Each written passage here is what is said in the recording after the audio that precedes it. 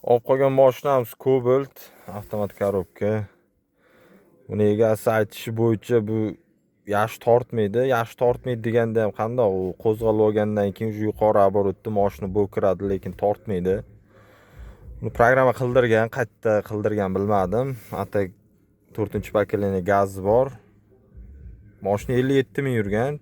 Hal yangi desa ham bo'ladi mashina. Hozir programmalarni o'qib oldik. Programmasida rosa ko'p xatolari bor mashinani. Hozir programmasini yasaymiz bu mashinaga. Ata egasidan so'rab oldik, qanday haydaydi buni. Shu haydashiga qarab hozir yasab beramiz. Mashinamiz idealniy bo'ladi. Buni korobkasiga ham urilgan programma. Atak Cobalt mashinasini korobkasiga urdirmanglar, kimda Cobalt'i borlar. Atak o'zi zo'r buni korobkasi, almashishlari ham. Buni ham tez almashadigan qilgan. Bu tez almashishi bu degani bu podyomga chiqa olmaydi degani. Shunga unaqa tez almashadiganlarga qiziqmanglar. Erta tep baliqlarda qiynalib qoladi mashina. Kuzatib boringlar.